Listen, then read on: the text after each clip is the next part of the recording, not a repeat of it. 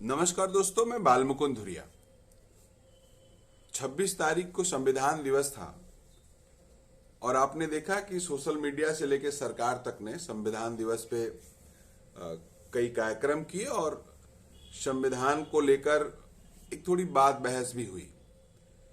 लेकिन इस दिनों एक जो वाकया चल रहा है उसने कुछ सवाल खड़े किए हैं और आपको भी समझना होगा, समझना चाहिए। अभी तत्काल जो जुडिशरी बॉडी है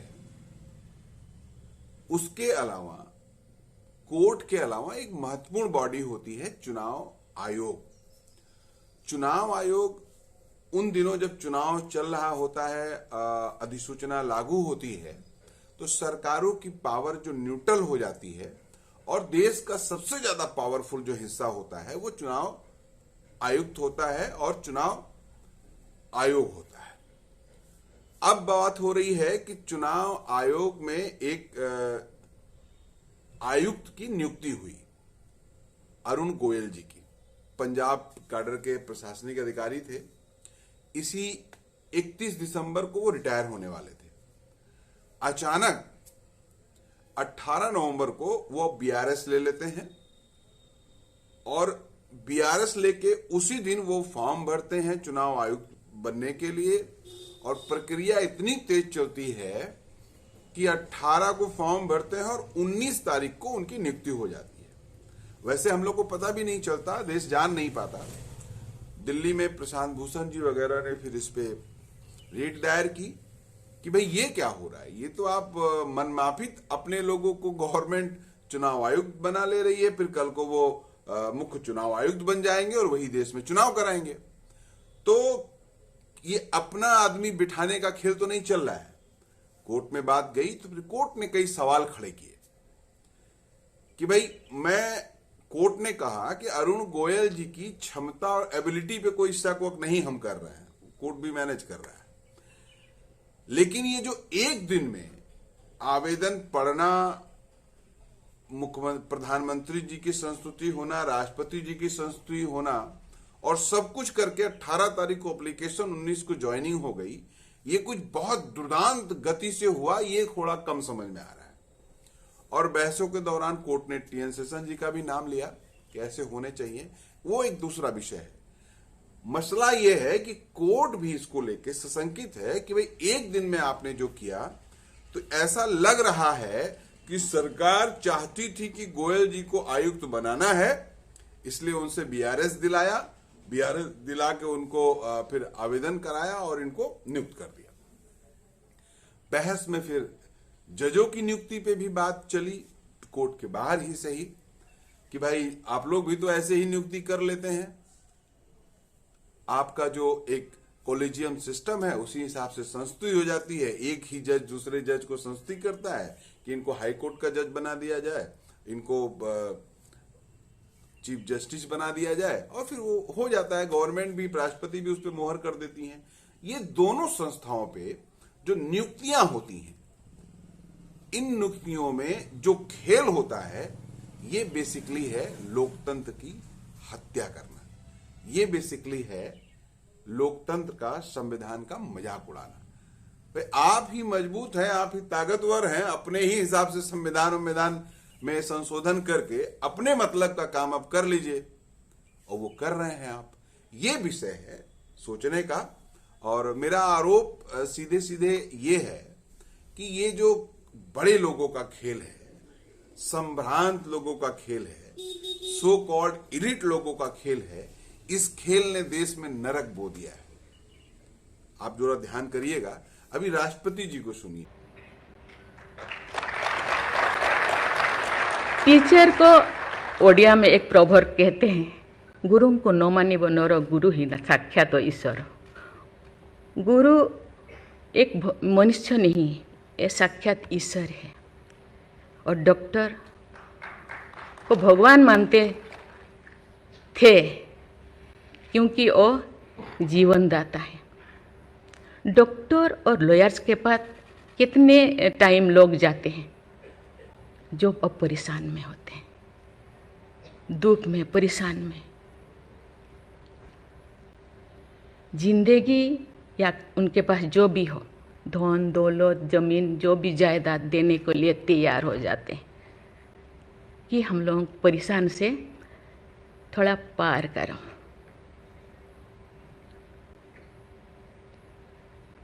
जो मैं एमएलए बनी तो भाग्य से मुझे होम स्टैंडिंग कमेटी का चेयरमैन बनाया गया।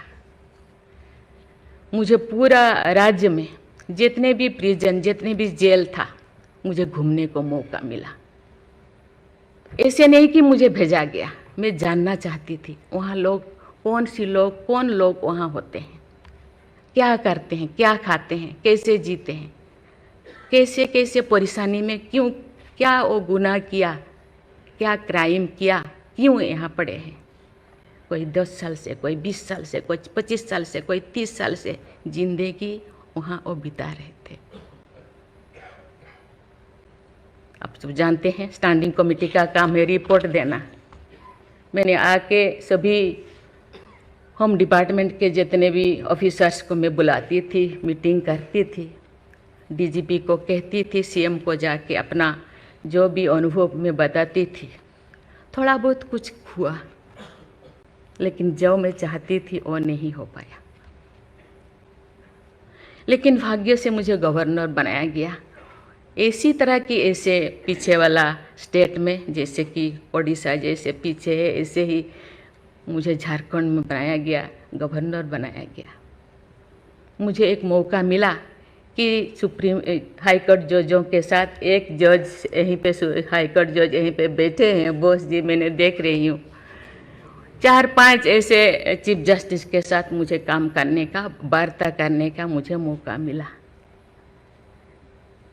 वीरेंद्र सिंह मुझे तो शपथ दिलाए थे, उनसे भी मैं बात की, लेकिन वो ज़्यादा दिन उनका हो गया टेन्योर, तो मेरे साथ नहीं काम किया। लेकिन 2-3 इनके साथ भी बात की, लेकिन ये भी ज़्यादा दिन नहीं, वो तो यहाँ आ गए। लेकिन ऐसे 2 सुप्रीम कोर्ट जज, एक है पीके महांती और एक है डीएन पटेल। डीएन पटेल तो सुप्रीम कोर्ट की जज तो, हाई कोर्ट की ये तो जज तो नहीं बन पाई ये है, तो फिर इंचार्ज थे।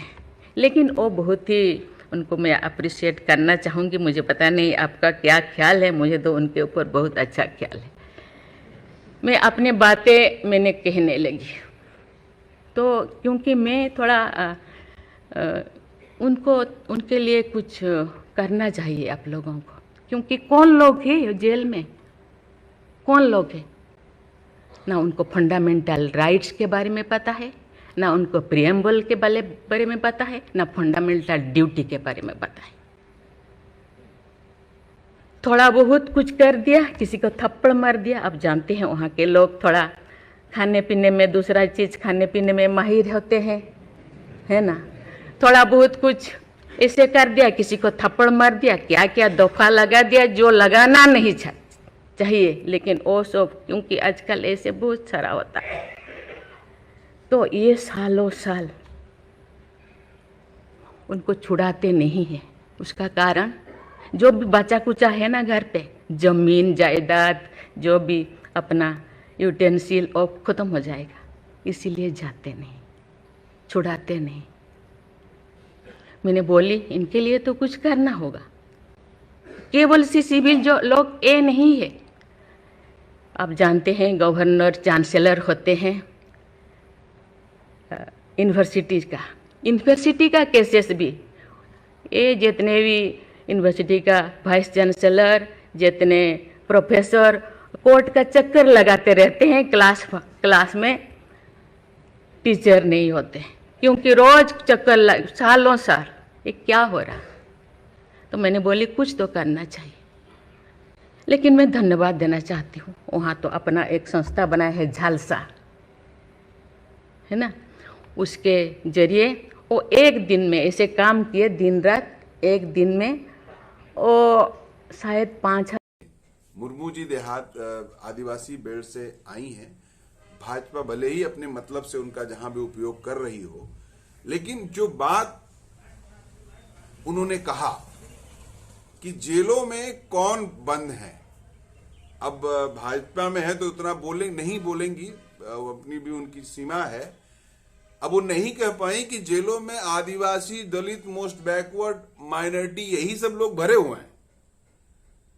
राष्ट्रपति जी कह रही हैं चीफ जस्टिस के सामने, बड़े बड़े जजों के सामने, देश के आला हिस्से के सामने, कि जेल में एक झापड़ मार के आदमी चला जाता है, बंद कर दिया जाता है, 20-20, 30-30 साल सजा काटता है। जो गुनाह नहीं किया है उसकी भी धाराएं लगा दी जाती हैं और हम आप उसकी पैरवी नहीं कर पाते हैं ठीक से। राष्ट्रपति जी कह रही हैं कि आदमी अपने परिवार वाले जो जेल में बंद है उनको इसलिए नहीं छोड़ाते हैं क्योंकि जो बचा है, बस बिस्सा 2 बिस्सा जर जमीन, वो भी बिक जाएगा वकीलों को देने के लिए, वो देते हुए, और जो करप्शन है जुडिशरी के भीतर उसको फिलअप करते करते हमारे पास जो बचा है वो भी खत्म हो जाएगा।